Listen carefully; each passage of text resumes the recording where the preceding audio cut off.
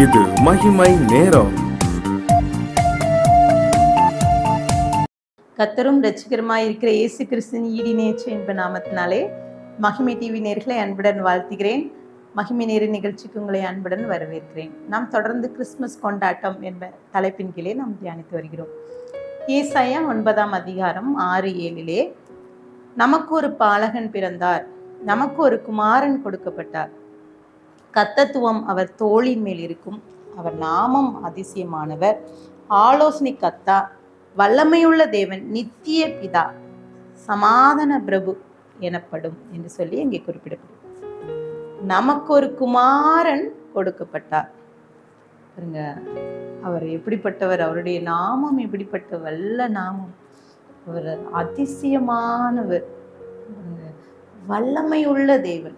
நம் தேவன் நம்மை பாதுகாக்கிறவர், நம்மை மீட்கிறவர், நம்மை இம்மட்டும் நம்மை பாதுகாத்து நம்மை வழிநடத்துகிற தேவன். ஏசாயா 9:7 தாவீதின் சிங்காசனத்தையும் அவனுடைய ராஜ்யத்தையும் அவர் திடப்படுத்தி அதை இது முதற்கொண்டு என்றென்றைக்கும் நியாயத்திலும் நீதியிலும் நிலைப்படுத்தும்படிக்கு அவருடைய கர்த்தத்துவம் பெருக்கத்துக்கும் அதன் சமாதானத்துக்கும் முடிவில்லை என்று சொல்லி அங்கே குறிப்பிடப்பட்டிருக்கு. அந்த ஏசாயால நாம் வாசிக்கிறோம். அவர் அதிசயமானவர், ஆலோசனை கர்த்தா, இதெல்லாம் குறிப்பிடப்பட்டிருக்கு. அவர் எப்படிப்பட்டவர்னா, தாவீதின் சிங்காசனத்தை அவருடைய ராஜ்யத்தையும் திடப்படுத்துகிற தேவன்.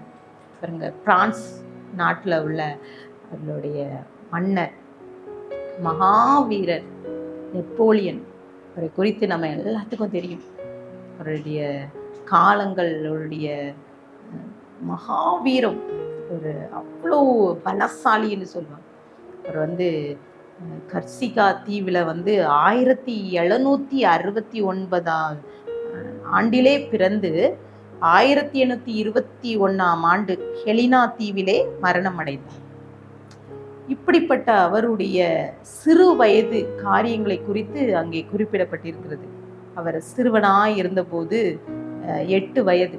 அவர் ஒரு முறை அவர் வீட்டிலே காணவில்லை. எங்கெல்லாம் அவர்கள் காலை முதல் இரவு வரை அவர் போகின்ற இடம் எல்லாம் தேடி பார்த்து விட்டார். யாருமே அங்கே கண்டுபிடிக்க முடியும். அவரை தேடிவிட்டு கடைசியாக இறுதியாக அவர் ஒரு ஊருக்கு வெளியிலே ஒரு சின்ன குளத்திலே, அங்கே ஒரு நிலவு, இரவு வேளையிலே நிலவு ஒளியிலே அவர் உட்கார்ந்து அமர்ந்து அப்படியே அவர் அப்படியே ஓய்ந்து கொண்டிருந்தார். அதை பார்த்து அவருடைய தாய் கேட்கிறார், நீ உனக்கு கொஞ்சமேனும் பயமே இல்லையா என்று சொல்லி அவரிடம் கேட்கிறார். கேட்கும்போது அவர் சொல்றார், இல்லை பயமா அப்படின்னா என்ன என்று சொல்லி இந்த நெப்போலியன் தன் தாயிடம் கேட்டதாக அங்கே குறிப்பிடப்பட்டிருக்கு. அது மாத்திரமல்ல, அவர் சில நாட்களுக்கு பின்பதாக குடும்பமாக அவர் வெளியே செல்லும்போது அவரை கொலை செய்ய வேண்டும் என்று அநேகர் அவருக்கு எதிர்கொண்டு வரும்போது அவர் அவர் போகிற வழியிலே ஒரு வண்டி தனியாக நின்று கொண்டிருந்தது. அன்றைக்கு ஒரு டிசம்பர் 25 குறிப்பிடப்பட்டிருக்கிறது. அவர் போகும்போது வெடிகுண்டு வெடித்ததாம். ஆனால் அங்கே அந்த குடும்பத்தோடு அவர்கள் சென்ற மற்றவருக்கு பக்கத்தில் இருக்கிற அநேகர் மறித்து விட்டார்கள். ஆனால் நெப்போலியன் அவங்க பாதுகாப்பாக மீட்கப்பட்டார் என்று சொல்லி அங்கே குறிப்பிடப்பட்டது. பாதுகாக்கிறவர் கர்த்தர், நம்மை பாதுகாக்கிற தேவன். உலக பலம், உலகத்துல நமக்கு பயம் ஒருவேளை இல்லாம இருக்கலாம். அநேக காரியங்கள்ல நமக்கு ஒருவேளை மன தைரியத்தோடு இருக்கலாம். ஆனால் நம்மை பாதுகாக்கிறவர் தேவன். அவர் அவருடைய நாமம் அதிசயமான வல்லமையுள்ள தேவன்.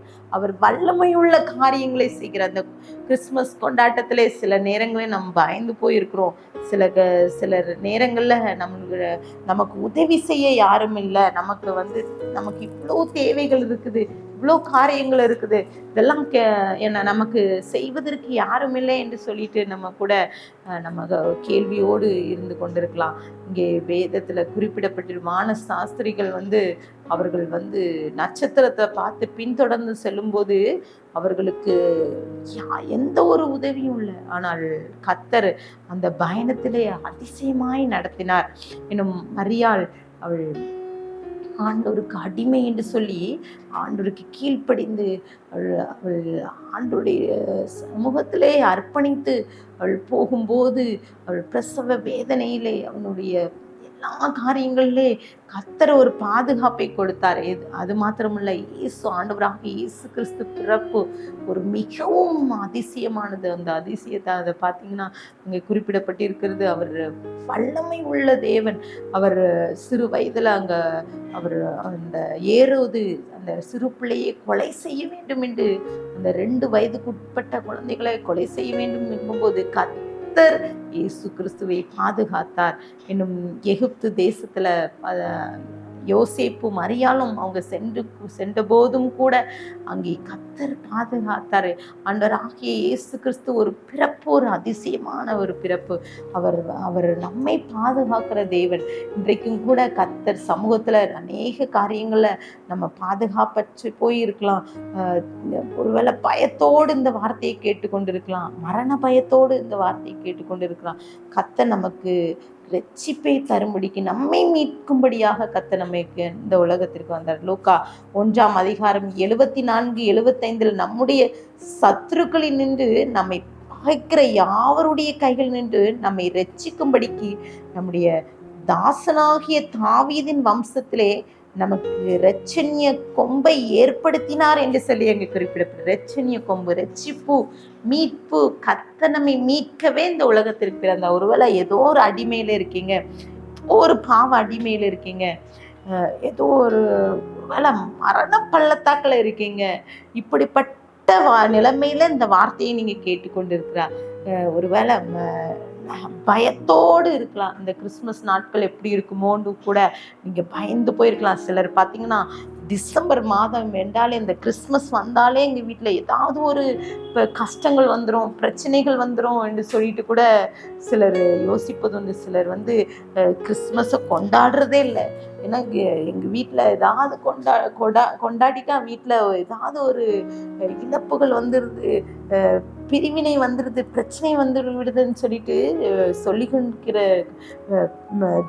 விசுவாசிகள் உண்டு. இன்றைக்கு இந்த வார்த்தையை கேட்டுக்கொண்டு இருக்கிற நீங்களும் கூட பயத்தோடு இருந்தோன்னா கர்த்தர் நம்மை மீட்கவே பிறந்தார். இந்த கொண்டாட்டத்திலே கர்த்தர் நமக்கு வல்லமையுள்ள தேவன் நம்ம கூட இருக்கிறார். அவர் நம்மை மீட்டு கொண்டார், நம்மை அவர் பாதுகாப்பார் என்ற நிச்சயத்தோடு ஆண்டவர் சமூகத்துல நம்ம அர்ப்பணித்து ஜெபிக்கும். இந்த கொண்டாட்டம், இந்த கிறிஸ்துமஸ் கொண்டாட்டம், இந்த நாட்கள் நமக்கு ஒரு ஆசீர்வாதமான ஒரு நாட்களாக இருக்க வேண்டும் என்று சொல்லிட்டு ஆண்டவர்கிட்ட அர்ப்பணித்து ஜெபிக்கலாமா? கண்களை மூடி ஜெபிக்கலாம். அன்பின் பரலோக தகப்பனே, எங்களோடு பேசியிருக்கீங்க.